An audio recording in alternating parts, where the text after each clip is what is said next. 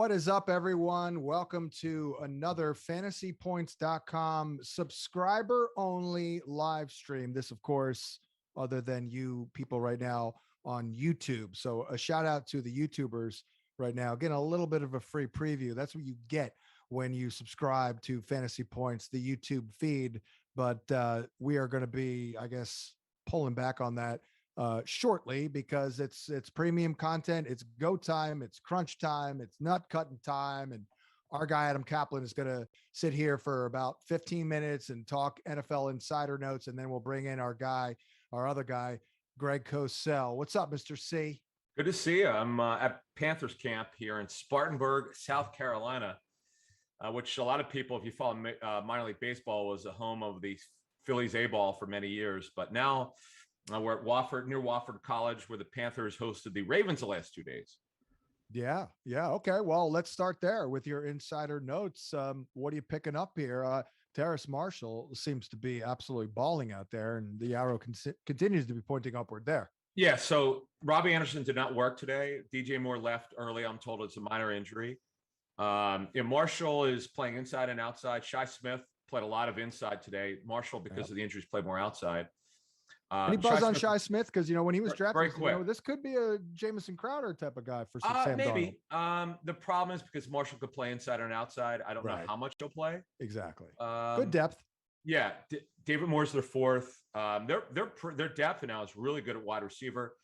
The big issue, and it's a problem, is left tackle. They don't have their left tackle on the roster right now. They don't know what they're going to do. It could be Taylor Moton, I'm told, has played left tackle in practice a little bit. They're starting to get him reps there lately. They've moved Elfline. They haven't moved him there, but he's taking some reps at center. It's a season started today. It's Moton right tackle. Miller's their Deontay Brown, who's a sixth rounder they really like, who's got some time at right guard, or John Miller. Paradis is their center. Elfline probably will be their left guard, or Dennis Daly, who we know has been there. This is his third year. Cam Irving is the guy they signed to be the left tackle, but he's much better as a sixth offensive lineman. So it could be week one, they could have Moton as the left and move someone else in right. Brady Christensen's a kid they really like, the third rounder. I believe he's out of BYU. Yeah, he's done real well. But the thing is, though, left tackle is a problem for them. What's the vibe on Darnold? It seems to be pretty good. Very good. Yeah. Okay. But so the line stuff scares me because that's a terrible environment for Darnold. All right. So here's the story with Darnold. Remember, folks, he was learning a new offense in OTAs. That's why you might have seen some criticism from their beat reporters who were there every day at practice. So I would say it took him a good week, from what I understand, to get the timing down. He's had over 2 really good weeks of practice.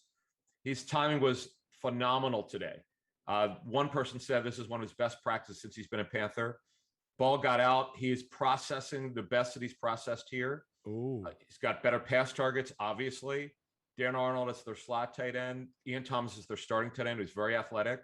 Tommy Tremble will be there probably in the end, be the backup to Ian Thomas. So they're in pretty good shape. And DJ Moore and Robbie Anderson will be the tandem for the future. They want these guys to work together for many, many years to come. Boy, if Sam Darnold has a good year, Joe Brady is going to be a head coach in like 2022. Because I kind of look at this offense and I thought they did a nice job with Teddy B. I mean, kind of hiding his deficiencies. I feel like with Darnold, if you can scheme it up well, call the right plays at the right time, and they do have a good receiving core, maybe we can kind of shield his deficiencies a little bit, because I think they'll always be there. He's still a little bit of a slow processor. Here's how they help themselves. Getting McCaffrey back as a check down option, as an outlet built within their offense. It sold out a lot today. Now, because Robbie Anderson was out, McCaffrey lined up at the X receiver position, the single side receiver, a decent amount. He caught a bomb from Darnold, probably 25 yards. When I say bomb, 25 yards downfield. Now, the reporters say he hasn't thrown a lot of deep balls. The way they see it, once they feel that everybody's back, and I know Robbie Anderson did not stretch the field as much as they would have liked to. Yeah, he did with Darnold. Yes, if they protect, their plan is to stretch the field. Moore will be their intermediate receiver. Marshall will obviously see more time in the slot, though he'll play some outside. It'll be more of a 3-receiver offense. They'll play a lot of 12 between Ian Thomas and Tremble, and Ian Thomas and Arnold. When they're in spread, Arnold will be their slot tight end, and that's pretty much. And Rodney Smith, to clear this up, is there's some bad information out there. Rodney Smith's the backup. He's the guy, and Chuba's a changeup. Chuba looked really good as a changeup. That's what he is, and that's the way they see him right now. All right. Well, that's a good nugget right there. And you told me that a couple of days ago. So if you, Adam Caplan, took McCaffrey, you would go Rodney Smith over 100%. 100%. I don't know where I would take him. I'd have to look at the ADP. Okay. But yeah, right. I would. What do you got in Baltimore? The problem the last 2 days, I'm told, is that because there's so many of the receivers down, including obviously Rashad Bateman, too many missing pass targets. Lamar Jackson held on to the ball too long. They were not in sync. I would not hold it against them. Also, Villanueva didn't practice today. They're starting right tackle. They were just not in sync offensively these last couple of days. And from what I understand, it kind of showed. But when everybody's back, I know they're really excited. But Tylan Wallace got a lot of run today, number 16, who's their 4th-round pick. Because again, Prochet's doing well too, right? Yes, he's only a slot, and he doesn't run very well, but he's a possession and catch the ball and run after the catch guy. He's getting reps because they have so many guys out. I do think these teams wore down a little bit today because it's very hot and low 90s and humid. Oh my God, it's brutal. Yeah, and this is an old school Wofford College. This reminds me of Lehigh University, where the Eagles practiced for decades. When you're in the middle of the field, there's no relief, there's no rain, and it's all humidity. It's very taxing when you're wearing pads. So I think that's why the Baltimore offense didn't look too good. And then there was a scare with Mark Andrews? He's fine. Yeah, he had cramps. He got dehydrated because he was down on his side and they were worried, but he's going to be okay. Well, bouncing around just a little bit. I know you were in DC, so let's head on over there. And what did you gather there? What was your big takeaway visiting the football team? Yeah, I just think that you and I on our show on Sirius XM, we're wearing definitely the same brand on this one. Gibson, it's hard to call him a breakout player. I mean, you can call him that because he hasn't he hasn't had the monster season yet, but it's coming this season. I'm super bullish on him. Their plan is to get him more involved in the pass game, I believe. If you remember, I said last summer, be careful with him in the pass game because they don't want to overload him with volume, and that's exactly what happened. And now, because they've had an off season, and they've had a full training camp and a preseason, they're going to give him more volume in the pass game they did last summer. The offensive line's starting to come together a little bit, though. I'm very worried about left tackle. Yeah. Cosby. Sorry to cut you off. I actually literally just talked with Ben Standig, who covers the team with the Athletic. Yeah. Sam Cosby, the rookie, is probably going to start at right tackle. Yes, and I was going to say that. Real good. Yes, yeah. The problem is left tackle. That's right. Charles Leno, I know the Bears, talking to them, they like Charles Leno as a person. They just didn't think he could be a starting left tackle anymore. So he did say that there have been days where Gibson's, getting worked, but there's just a little bit of hesitation to go fully with this toe. So that would be the number one. Talking to them, I can just tell you, they don't think it's a concern. Yeah. Okay. Remember, they cut Lamar Miller. Peyton Barber's the 2. McKissick will have his passing down role. If it works out well for them, I don't see McKissick getting over 70 targets. What do you have, 110 last year? Something like that? Yeah, over 100.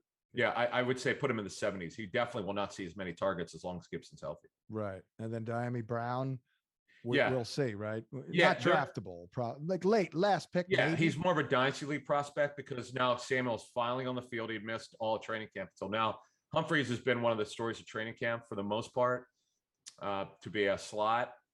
Brown will come off the bench, and yeah, he's he. Although I'll tell you what, it depends how much 12 personnel that they play. We know Logan Thomas is their starting tight end. It's just a matter of how much 12 they play. When they go 11, Brown has a chance to be on the field.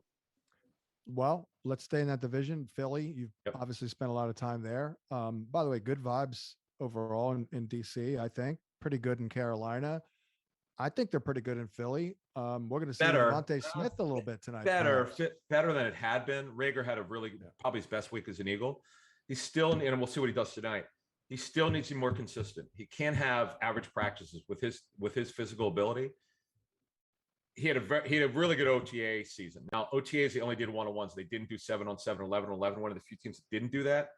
But he had a very good week against the Patriots. He just housed them on Monday. Him and the Jalen Hurts and Rager. Rager, it wasn't just that great catch that made YouTube, or Twitter. It was just beating their coverage repeatedly. So that was good to see. Devontae Smith should play tonight. He's not going to play very much, but that's a good sign. Yeah, I'm told he had a grade 1 MCL sprain, so he was. I knew it wasn't going to be very long with a grade 1 MCL, and then their starting line should be in there. Quez Watkins, we need to back off, folks. People are going out of their minds with Quez Watkins. He's done something. He did nothing last year. Did not have a great offseason. He's had 2 good weeks of practice, and already people have talked about him being a starter. No, that's not happening. I don't know where that's fair. That's fair. Will he? He's a 15 to 20 play game guy if he does that. See, his thing is maturity. Him and John Hightower have had some issues with concentration and focus and doing the right things all the time on the field. That's why Watkins has not been given a lot of run before. Will Zach Ertz, there's obviously still, I would think, a decent chance that Zach Ertz is moved. I mean, he could be moved at any time. Yes, I have a feeling it's going to come down to the 31st by 4 p.m. Eastern, whether he's on the team or not this season. That's just a prediction. We'll see. Well, it's not. It's more of a guess, right? But now, if you were looking to pounce on a potential opportunity, would you look at Dallas Goedert right now as something of a buy low? Whether it's targeting him at a somewhat depressed ADP, where's he going? Trading for him? Yeah, where's he going in the draft? He's like tight end 10 off the board, I believe, like 90 overall. Let's take a look. Actually, no, he's tight end 7 off the board. 95 overall. 7th round, 8th. That's pricey. 8th, right? 12 times 8's a 96, right? Yeah, whatever. Sure. Yeah, so 8th round isn't too bad. Yeah, that's exactly where you should go. No, I'm good. Rare. I'm good.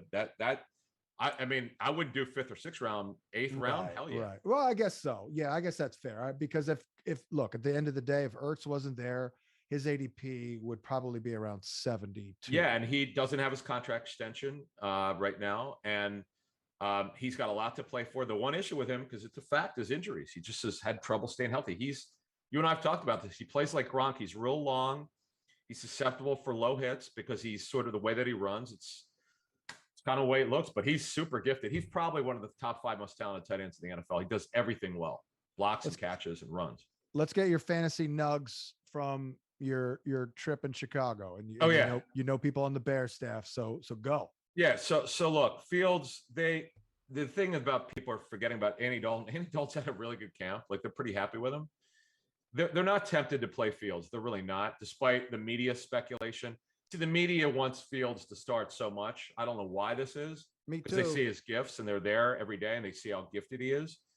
But it's not like Andy Dalton is where Nick Foles is in his career, where it would be obvious they'd have to play Fields. They don't. They're not taking the narrative, okay, to save their careers now, they're going to play Dalton. That's not the way they're looking at it. They think Dalton has done nothing to lose the job. I do believe Fields will play, and I think he'll probably start 6 to 8 games, but let's get there first. There's no plan to play, and despite all the speculation, as I understand it, it's just Dalton they expect to start week 1. Now, what could change? If Fields is lights out in the second week and third week, Dalton doesn't have 2 good weeks, then that could change everything. Yeah. Nagy left a little crack open. Just a little crack. Jenkins, the rookie, 2nd round pick and tackle, he's down for a while. Their O-line looks sketchy. Right there is when you may even want to consider Justin Fields. I did a spot with Charlie Weiss this week, and he was like, start Justin Fields right now, week 1. Oh, well, they are playing at the Rams, though. Right, exactly. I said, actually, you know what, Charlie? Let's go week 2. Yeah. But anyway, look, we'll see what happens. Damian Williams is the 2. Running back, we knew that. Khalil Herbert looked really good last week when I was there. Their 6th rounder. They don't know when Tariq Cohen. I told you that 2 months ago that I would back off of Tariq Cohen, and we're still in the same area. Yep. Jason Peters, who the hell knows if he could? He was toast with the Eagles. I'm surprised that they were that desperate to sign him, but that's where they are at left tackle. They got a problem there. This is not good. And when I was there, they had some breakdowns at left tackle. So this is a problem for them, and it's Mooney and A-Rob at receiver. When they go 11 personnel, you're going to see sometimes when Robinson's the slot receiver, Mooney and Marquise Goodwin, if he makes it, or Demir Bird or Riley Ridley will be on the outside. I actually thought Riley Ridley looked okay in the opener. I wouldn't be floored if he was a contributor this year. But our guy Darnell Mooney, you started all this last summer. You were all over it, ahead of it. Actually, before the media knew anything about him. Totally, absolutely. Now, before I kind of anointed him as like my breakout receiver, we didn't even discuss it, but I kind of, with you, I kind of knew where you stood. I knew what you got from the coaches and all that, but it's actually even better. Sure, it's the whole team. Just so you know, I've talked to 7 people with the Bears. It's not anyone in particular, just so you know. Oh yeah. I saw a beat reporter earlier in the week compare him. He said that he looked like AB out there. I'm like, ooh, with the route running in the line. A personnel guy who graded him for the draft said and I'm using this. He said he's very close to T.Y. Hilton. Yeah, he's a young T.Y. Hilton, and you know how good T.Y. Hilton is. That's a good one. That is a good one. Yeah. All right. Well, I know we're getting our guy Greg Cosell, who's going to join us in a moment here, okay. Mr. C. At least bang out some more stuff from the NFC. You were in LA with the Rams. Oh, listen, I need to check back with my source with the Rams, but I know from talking to Jake Funk last weekend, it was because it would surprise me. He was getting work with the ones. And back at Henderson with Xavier Jones, was like, that's it. I know why, because Funk's got way better versatility than Jones. Jones is more of a power inside runner. So they'll figure that out by the end of the preseason, who's going to be the main two behind Henderson. Jones has a slight edge because of his experience. He was with them last year, but Funk is way more explosive. He definitely does look like he plays very similar to Rex Burkhead. Yep. Yeah. That was my comp, believe it or not. A more athletic Rex Burkhead. Yep. I love that one. They may be the deepest pass target group in the National Football League. Let me give you a couple quick nuggets, which you and I have not discussed, which I've been holding. Ben, this is a dynasty league prospect for way down there. If you're in a super duper dynasty league, Ben Skowronek, he's number 81. Yeah. They would love him to make the team. I'm sure they'll find a way to if they could keep 6 receivers, he'll be on it. They've been looking for a big physical receiver when they go 11 personnel. Big slot. Well, he's 6'3", like just under 6'3", but he gives them he's from Notre Dame. He gives them something different that they don't have. Tutu Atwell, I still think he's a gadget player, but he had an amazing play when I was there. They actually line him up outside, and he won on the outside. He's so small, I don't see that happening. And as much as I love Jacob Harris and watching him play, and he's so interesting, they just have too many pass targets for him to be a factor for fantasy. He'll help Ram fans and the Rams, but for fantasy, I don't see it. If you took Henderson, would you go Xavier Jones or Funk? Tough Funk call. is way more upside. Way more upside. I just feel it because they want to run the ball, that probably the first guy they would go with would be Jones, just because you have an ability to maybe give him more carries because he's a little bit more physically built. Yeah. But if I could only have one, it's a tough one because it's not over yet. The battle's not over. It won't be over to the end of the month. It is tough.